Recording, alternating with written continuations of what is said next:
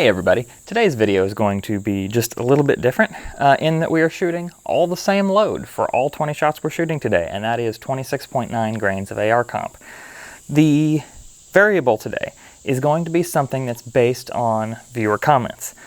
Twice now I've gotten comments that my scope is mounted too far forward and it's over the handguard. The reason that I have not previously thought that that's been a big deal is because my scope is mounted to a half-inch riser, and the riser itself is bolted onto the receiver itself. And it's torqued down. I believe I've been putting these at about 20 inch-pounds of torque. Because those are bolted on, I've not thought that it's going to make a difference being forward here on over the handguard. There is a portion of the riser that sticks out over the handguard, and that's where my front ring is.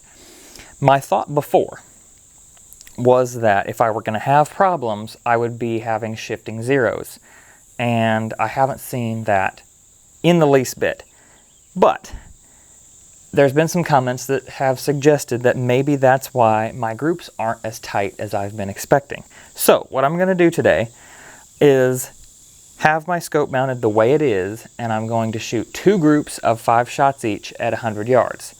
The gun is warmed up and sighted in with this load, so we should get some fairly consistent results.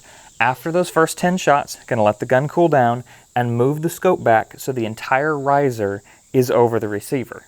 It's going to be a little bit inconvenient because the stock is not long enough to have the scope back that far. The eye relief just doesn't end up right, and I got to hold my head kind of back in here, which is not natural for me because in all my training I've always been taught to kind of turkey neck a little bit and stick my neck out there, which is more natural, and that gets the eye relief right. I'm going to have to bump it back about that much, which shouldn't be a huge deal, but we'll see. So let me go down there, paste a target, set up the target camera, and we'll get rolling on this test. This ought to be interesting. I am genuinely looking forward to finding out the results.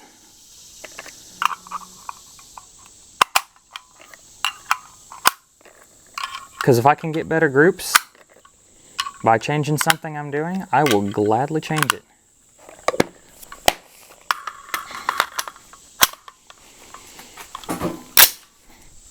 Alright, first group here, and I definitely need earplugs and probably earmuffs over the earplugs because the concussive blast from my muzzle brake, especially under this metal roof, is crazy. It's almost slightly unpleasant, so I'm definitely going to be testing it out in the open to see if it's as bad.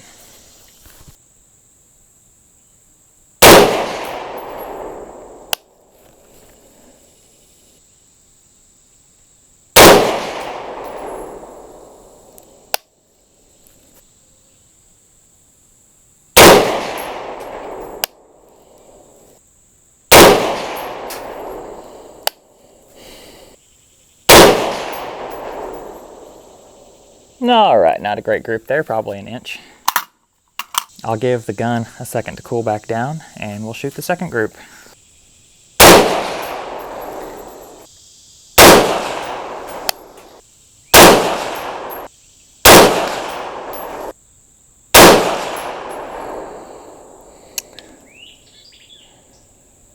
So there's some vertical stringing on both of those groups,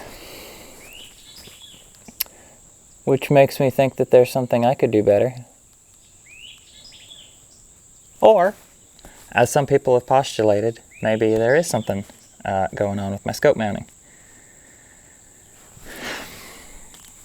Just to throw it out there, before I started, I did double check the torque on every other screw on this scope, so nothing else should be shifting.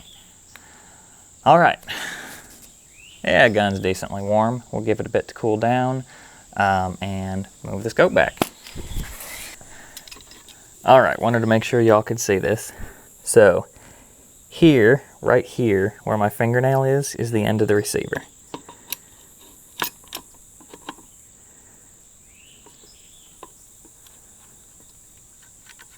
So I'll finger tighten these down. And then tighten them a little at a time with the fat wrench.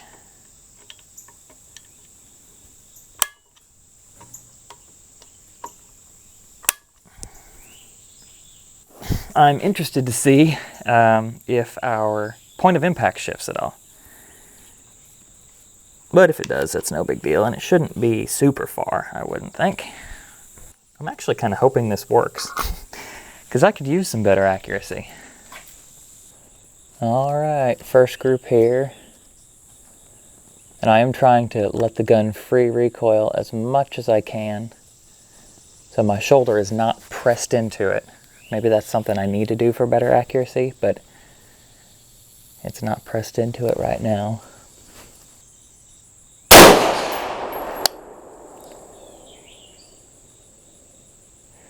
Okay, looks like my point of impact did shift, and I'm up onto the paper of the previous group. So I'm going to come down. Let me measure it here.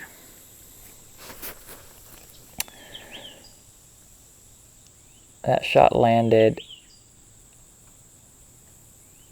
about 2 minutes high from where our last one did, so I'm going to come down 2 full minutes.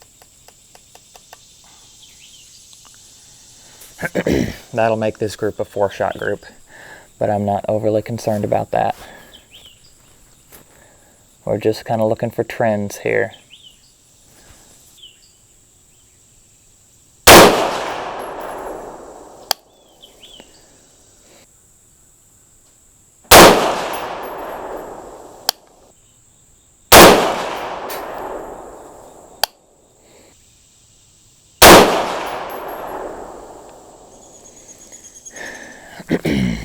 By gosh and by golly, it might just be better.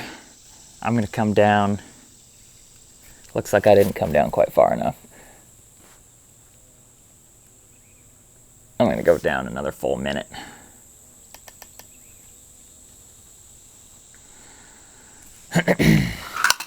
Last group. I'm kind of excited for the result of this.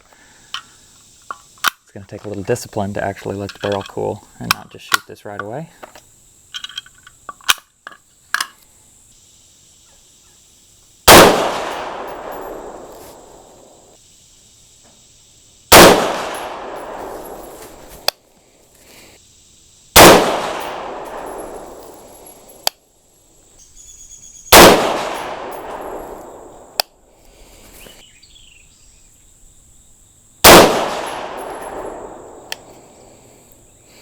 On our scope mount test, what we found was that the results I was seeing through the eyepiece right away are not necessarily correct. All of these groups are nearly identical. This group, we've got 4 shots into 0.87. I saw that, thought it was good, but remember we had to adjust the scope down. So I can't count that one in. So we can't really count this shot at all, so we're not going to. So this group really scientifically needs to be thrown out. And in that case, we've got 0.9, 1.1, 0.99, with 4 of those shots going into that tight little 0.57.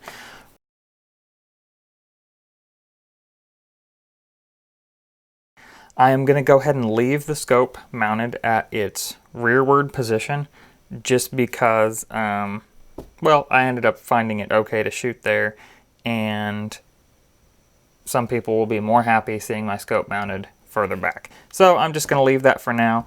It seemed to do well in our next test, which I'm going to show you here in the next 6.5 Grendel video. Anyway, quick test here. Thanks for watching. Hope you enjoyed it. If you did, give the channel a subscribe and hit that bell next to it so that you know when a new video comes out. Thanks again.